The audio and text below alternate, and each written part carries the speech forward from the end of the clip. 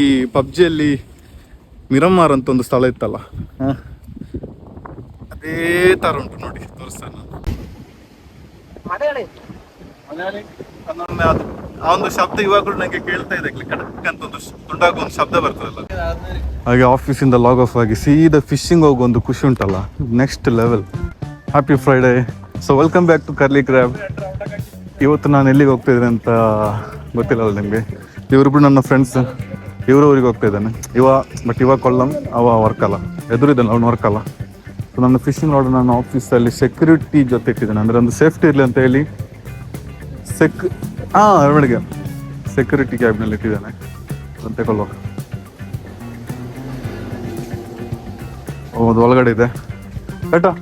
ಅವ್ರದ್ದು ಸಾಧನ ಬಂತಾರು ಫಿಶಿಂಗ್ ರಾಡ್, ಅವ್ರ ಬ್ಲ್ಯಾಕ್ ಬ್ಯಾಗ್ ಅಂತಾರು ಎಂಡದ ಕೊಂಡೋಣ.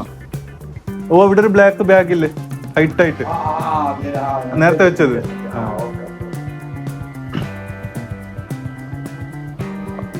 ಶಾಲು ತುಫಾನಿ ಮತ್ತು ಪೀಲು. ಸೊ ಫಿಶಿಂಗ್ ರಾಡ್ ತಗೊಂಡಾಯ್ತು, ಥ್ಯಾಂಕ್ ಯು. ಸೊ ನಮ್ಮ ಕ್ಯಾಬ್ ಬಂತು guys, bye.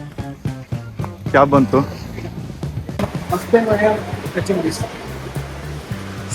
Say again. This is the first time I am touching this. Okay, so your first time touching all these things. Okay. So ticket ತೆಗೆದಾಯ್ತು guys. ಚೆನ್ನಾಗಿ ಮಳೆ ಬರ್ತಾ ಇದೆ, ಕ್ಯಾಬಿಂದ ಇಲ್ದಾಗಲೇ ಒಳ್ಳೆ ಮಳೆ. ಸೊ ನಾನಿವಾಗಿರೋದು ಎರ್ನಾಕುಲಂ ನಾರ್ತ್ ರೈಲ್ವೆ ಸ್ಟೇಷನ್ ಅಲ್ಲಿ. ನಾರ್ತ್ ಅಥವಾ ಎರ್ನಾಕುಲಂ ಟೌನ್ ಅಂತಾರೆ. ನಾನು ಊರಿಗೆ ಹೋಗ್ಬೇಕಾದ್ರೆ ಆ ಪಕ್ಕದ ಸೈಡಲ್ಲಿ ನಿಲ್ಬೇಕು, ಇಲ್ಲಿ ನಿಲ್ಬಾರ್ದು. ಸೊ ಅಪೋಸಿಟ್ ಸೈಡಿಂದ ರೈಟ್ಗೆ ಹೋದ್ರೆ ಸೀದಾ ಮಂಗಳೂರು. ಇಲ್ಲಿಂದ ಈ ಕಡೆ ನಿಂತು ಲೆಫ್ಟ್ಗೆ ಹೋದ್ರೆ ಸೀದಾ ಟ್ರಿಯಾಂಡ್ರಮ್, ಎಂಡ್ ಆಫ್ ದಿ ಕೇರಳ. ಸಣ್ಣದಾಗಿ ಪಿರಿ ಮಳೆ ಬರ್ತಾ ಉಂಟಾಯ್ತಾ. ಸೊ ಇವನು ಅಜ್ಜಯ್, ಇವನಿಗೆ ಫಿಶಿಂಗ್ ರಾಡ್ ಹಿಡಿದ ಮೇಲೆ ಒಂದು ಖುಷಿ ಅಂತ ಅವನಿಗೆ. ಫಸ್ಟ್ ಟೈಮ್ ಅನ್ನು ಇಡ್ತಾ ಇದ್ದವು, ಫಸ್ಟ್ ಟೈಮ್ ಅವನನ್ನು ಹೋಲ್ಡ್ ಮಾಡ್ತಿರೋದು. ಅವನಿಗೇನೋ ಒಂದು ಖುಷಿ, ಅದೊಂದು ಪ್ರೌಡ್ ಫೀಲಿಂಗ್ ಅವನಿಗೆ ಕುತ್ತಿಗೆಲ್ಲ ಹಾಕಿದಾಗ. So tell me how you are feeling once you hold this fishing rod. Yeah, bro, this is the first time I am carrying this one. Okay. So how you are feeling now? Yeah, I am feeling very much excited. Very much excited. So you wanna buy one? Yeah, not now. Okay. Later I will buy one. Yeah, good decision. Yeah. If you are holding this for a long time, you will be having the tendency to buy one thing. Yeah, of course. Yeah. Fine.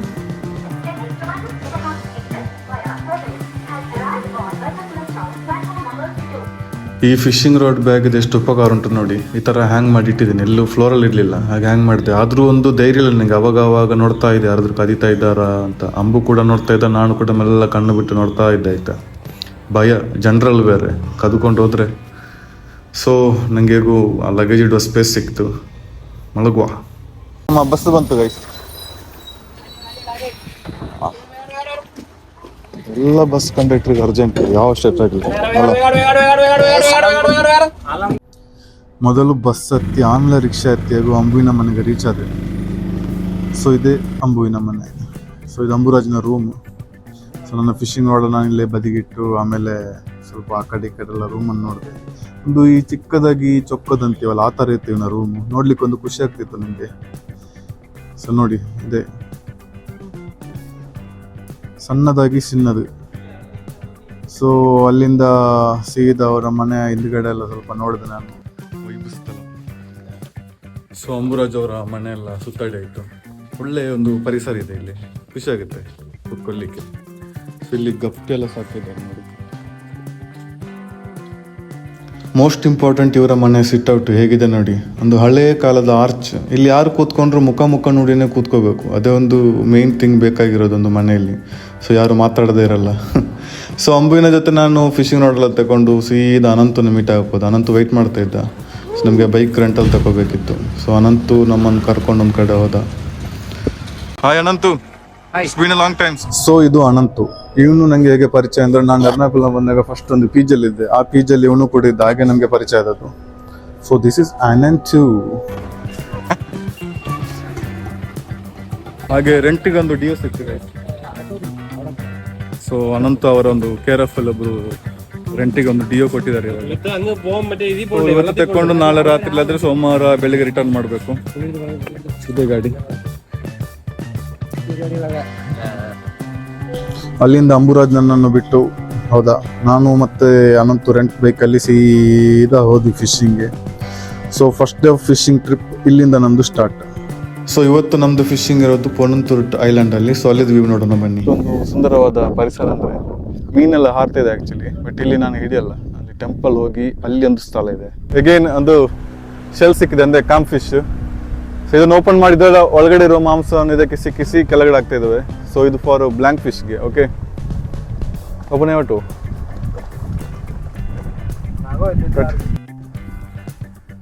So calm fish ಇದು ಅಂದರೆ ಮರುವಾಯಿ ಚಿಪ್ಪಿ ಮೀನಿದ್ದು ಮಾಂಸವನ್ನು ಇದನ್ನು ಹೋಗ್ತಿರ್ತಾ ಇಟ್ಟಂದ ನೋಗಲ್ಲ. ಒಂದು ಹೊಸ ಪ್ರಯತ್ನ ನಮ್ಮ ಕಡೆಯಿಂದ. ಏನು ಮಾಡ್ತೇವೆ ಅಂದ್ರೆ ಉಂಟಲ್ಲ, ಈ ಥರ ಮಾಂಸವನ್ನು ಇಲ್ಲಿ ಈ ಜಿಗ್ಗಲ್ಲಿರೋದು ಸಣ್ಣ ಹುಕ್ಕು. ಸೊ ಇದಕ್ಕೆ ತುಂಬಿಸಿ ಸುಮ್ಮನೊಮ್ಮೆ ಹಾಕಿಬಿಡುವ ಇಲ್ಲಿ. ಸ್ವಲ್ಪ ದೂರ ಬೇಕಾದರೆ ಹೋಗಲಿ. ಇಲ್ಲಿ ಅಷ್ಟು ಡೀಪ್ ಇಲ್ಲ ಅನ್ಸುತ್ತೆ. ಕಟ್.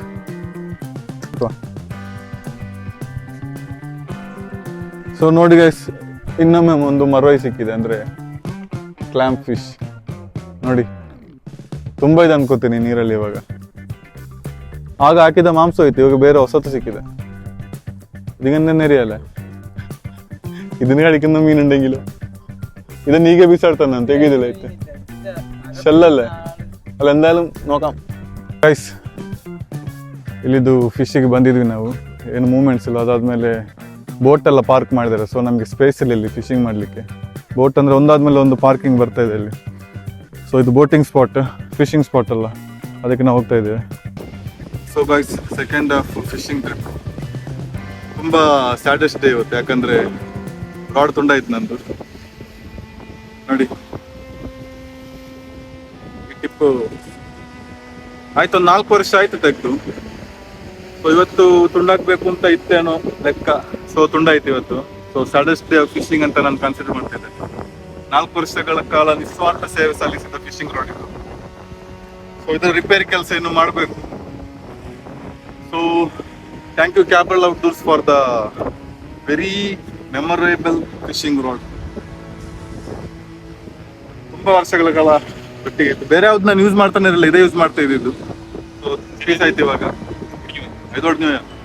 ಸೊ ಇನ್ನು ಬೇರೆ ತೆಗಿಬೇಕಾ ಅಲ್ಲ ಇದನ್ನೇ ಏನಾದ್ರು ಮಾಡ್ಬೇಕಾ ಅಂತ ಹೇಳಿ ಕಮೆಂಟಲ್ಲಿ ತಿಳಿಸಿ. ಸೊ ನನ್ನ ಫಿಶಿಂಗ್ ರಾಡ್ ತುಂಡಾಗಿದೆ ಅಂತ ಹೇಳಿ ನಾನು ಸುಮ್ಮನೆ ಕೂತ್ಕೊಳ್ಳಿಲ್ಲ, ಇವರ ಫಿಶಿಂಗ್ ತಗೊಂಡು ಹೋಗ್ತಿದ್ದಾನೆ. ಮಲಯಾಳಿ, ಕನ್ನಡ, ಮಲಯಾಳಂ ಎಲ್ಲ.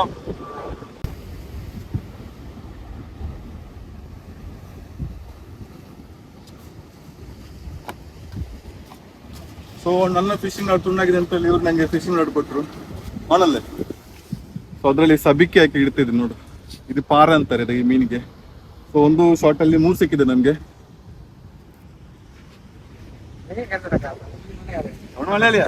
ಫಿಶಿಂಗ್ ರಾಡ್ ಅದು ಹೇಳ್ತಲ್ಲ ನನ್ನ ಸ್ಟೋರಿ.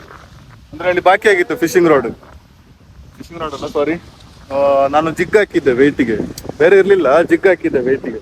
ಸೊ ಏನಾಯ್ತು ಅಂದ್ರೆ ಜಿಗ್ಗಲ್ಲಿ ಫಸ್ಟ್ ರೋ ಅಲ್ಲೇ ಬಾಕಿ ಆಯ್ತು ಜಿಗ್. ಸೊ ಇವ್ರು ಬಂದು ಹೆಲ್ಪ್ ಮಾಡೋ ಟೈಮಲ್ಲಿ ಲೈಕ್ ತುಂಡಾಯ್ತು, ಅವ್ರ ಕೈಯಿಂದ ತುಂಡಾದ ದೊಡ್ಡ ವಿಷಯ ಅಲ್ಲ. ಹೇಗೂ ತುಂಡಾಗ್ಬೇಕು ಅಂತ ಇತ್ತು ಅದು ಅಷ್ಟೇ. ನಾನು ಬೇರೆ ನೋಡ್ಬೇಕು ಅಂತಲೇ ಇದ್ದೆ. ಸೊ ರೋಗಿ ಬಯಸಿದ್ದು ಹಾಲು, ವೈದ್ಯ ಹೇಳಿದ್ದು ಹಾಲು ಅಂತಾರಲ್ಲ, ಆ ತರ ತುಂಡಾಯ್ತು ಅದು. It's not big deal. ನಾವು ಸೇಫ್ ಆಗಿರ್ಬೇಕು ಅಷ್ಟೇ ಫಿಶಿಂಗ್ ಬರುವಾಗ. ಫಿಶಿಂಗ್ ರಾಡ್ ತುಂಡಾದ್ರೆ 2-3 ಸಾವಿರ ಕೊಟ್ಟರೆ ಬೇರೆ ಸಿಗ್ತದೆ. ನಾವು ಫಿಶಿಂಗ್ಗೆ ಬಂದವ್ರಿಗೆ ಈ ತರ ಪ್ಲೇಸ್ಗೆಲ್ಲ ಬರುವಾಗ ಸ್ವಲ್ಪ ಜಾಗ್ರತೆಯಲ್ಲಿ ಇರ್ಬೇಕಷ್ಟೇ. ನಾನು ಅದೇ ಬೇಸರದಲ್ಲಿ ಮೈಕೆಲ್ಲ ಕನೆಕ್ಟ್ ಮಾಡಿಲ್ಲ ರಾಡ್. ಅದು ಆ ಒಂದು ಶಬ್ದ ಇವಾಗಲೂ ನನಗೆ ಕೇಳ್ತಾ ಇದೆ, ಕಡಕ್ ಅಂತ ಒಂದು ತುಂಡಾಗ ಒಂದು ಶಬ್ದ ಬರ್ತದಲ್ಲ, ಇವಾಗಲೂ ಕೇಳ್ತಾ ಇದೆ. It's okay, anyway it's gone, what's gone it's gone, that's it. ಇವ್ರು ಆಲ್ರೆಡಿ ಇಷ್ಟು ಹಿಡಿದಾರೆ. ಇವಾಗ ನಾನು ಹಿಡಿದದ್ದು 1 2 3 പറഞ്ഞാലല്ലോ ചേട്ടൻ പറ. കുറച്ചാണ് ചോദിച്ചാൽ കുറയ്ക്കാൻ കൂട്ടല്ല, 500 രൂപ വാങ്ങിക്കാനാണ് ചോദിച്ചാൽ. ഈ ബുദ്ധിമുട്ടിന് 500 രൂപ തരണം, മനസ്സിലാക്കുക. അത്ര ബുദ്ധിമുട്ടാണ്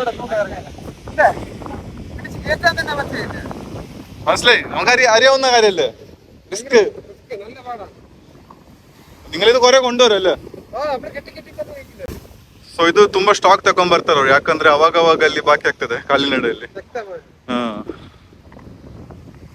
ಸೊ ಇವರು ನಿಜಾಮ್ ಫ್ರಮ್ ಟ್ರಿಯಾಂಡ್ರಮ್ ತುಂಬಾ ಹೆಲ್ಪ್ ಮಾಡಿದ್ರು ನನ್ನ. ಆಮೇಲೆ ನಾನು ಆ ನಿಜಾಮ್ ಅವರ ಫಿಶಿಂಗ್ ರೋಡ್ ತಗೊಂಡು ಸ್ವಲ್ಪ ಕಾಸ್ಟಿಂಗ್ ಮಾಡಿದೆ. ನನಗೆ ಟ್ರಾವೆಲ್ ಅಂತಾರಲ್ಲ ಆ ಮೀನೆಲ್ಲ ಸಿಕ್ತು ಸ್ವಲ್ಪ.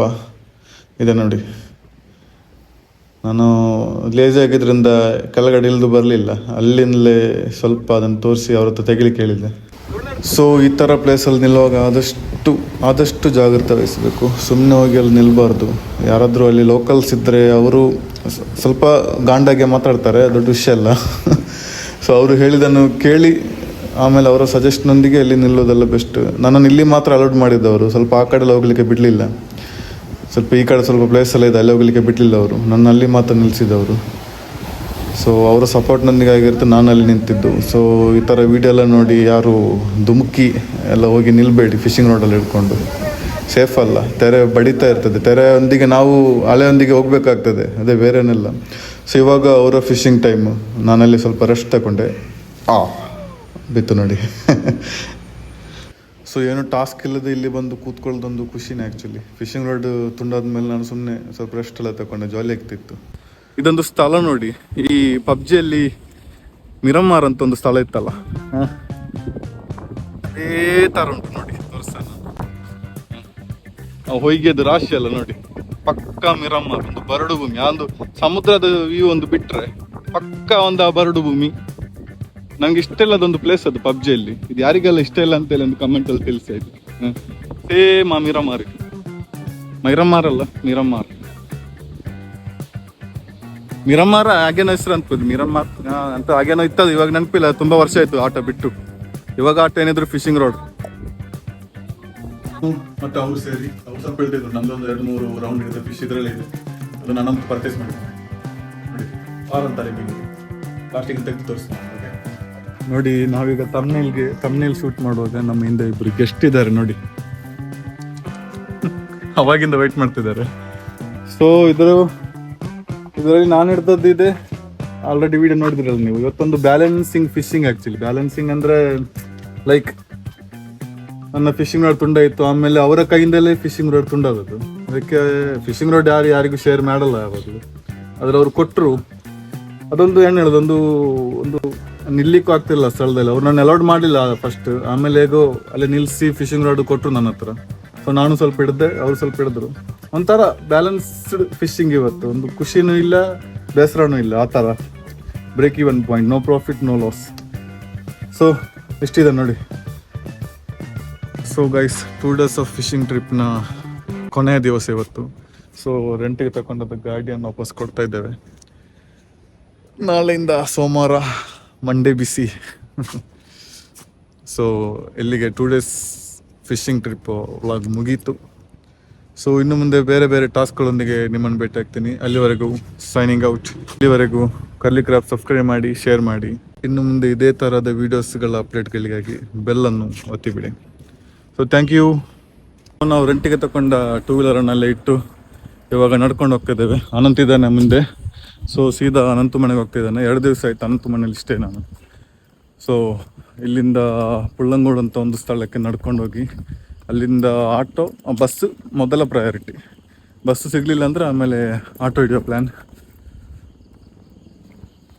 ಇವಾಗ ನಾವು ಒಂದು ಪುನ್ನಂಗೋಡು ಅಂತ ಒಂದು ಸ್ಥಳಕ್ಕೆ ಹೋಗ್ತಾ ಇದ್ದೇವೆ. ನಿನ್ನೆ ಅನಂತನ್ನು ಮೀಟ್ ಆದ ಸ್ಥಳ ಅದು. ಇಲ್ಲಿ ವರ್ಕಾಳದಲ್ಲಿರುವ ಒಂದು ಮೇಯ್ನ್ ಮಾರ್ಕೆಟ್ ಪ್ಲೇಸ್ ಅದು.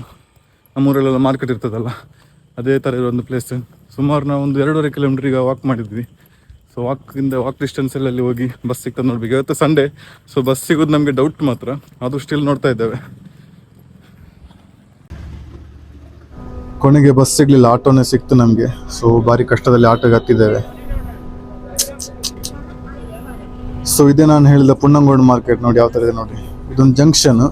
ಇಲ್ಲಿಂದ ನಾವೀಗ ಮುಂದೆ ಹೋದ್ರೆ ರೈಲ್ವೆ ಸ್ಟೇಷನ್, ಇದು ರೈಲ್ವೆ ಟ್ರ್ಯಾಕ್ ಇದೆ ಇಲ್ಲಿ. ಸೊ ನಾವು ಹಿಡಿದ ಮೀನನ್ನು ಅನಂತ ತಾಯಿ ಅವರು ಒಳ್ಳೆ ಫ್ರೈ ಮಾಡಲು ಇಟ್ಟಿದ್ರು. ಚಪಾತಿ. ಬಾಯ್.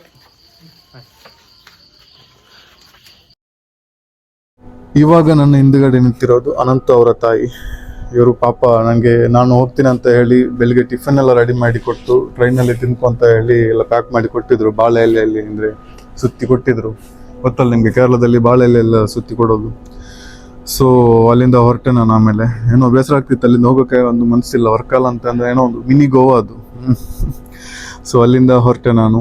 ಆಮೇಲೆ ಇವರು ವರ್ಕಿಂಗ್ ವುಮೆನ್ ಆ್ಯಕ್ಚುಲಿ. ಬೆಳಿಗ್ಗೆ ಎದ್ದು ಬೆಳಿಗ್ಗೆ ಬ್ರೇಕ್ಫಾಸ್ಟ್, ಆಮೇಲೆ ಮಧ್ಯಾಹ್ನದ ಲಂಚ್ ಎಲ್ಲ ಪ್ರಿಪೇರ್ ಮಾಡಿ ಅವರು ಕೆಲಸಕ್ಕೆ ಹೋಗೋದು. ಯಾವುದಕ್ಕೂ ಟೈಮ್ ಇಲ್ಲ, ಕೆಲಸ ಇದೆ ಅಂತಿರಲ್ಲ. ಅವರೆಲ್ಲ ಇವರನ್ನು ನೋಡಬೇಕು. ನನಗೇನೊಂದು ಮೋಟಿವೇಶನ್ ಸಿಕ್ತಲ್ಲಿ. ಕೆಲಸಕ್ಕೆ ಟೈಮ್ ಇಲ್ಲ, ಟೈಮಿಗೆ ಕೆಲಸ ಇಲ್ಲ, ಅದಿಲ್ಲ ಇದಿಲ್ಲ ಅನ್ನೋರಲ್ಲ. ಈ ಥರ ಇರೋರು ನಮ್ಮನ್ನು ನೋಡಬೇಕು, ಎಲ್ಲ ಹೇಗೆ ಮ್ಯಾನೇಜ್ ಮಾಡ್ತಾರೆ ಅಂತ. ಸೊ ಇವತ್ತಿನ ವಿಡಿಯೋ ಇಷ್ಟೇ. ಇನ್ನೊಂದು ಎಪಿಸೋಡು ಬರಲಿಕ್ಕಿದೆ, ಅದು ಫಿಶ್ ಅಂತಲ್ಲ, ಇಟ್ಸ್ ಎ ಸರ್ಪ್ರೈಸ್. ಸೊ ಅಲ್ಲಿವರೆಗೂ Curly Craft signing out. Bye. Like, comment, share and subscribe.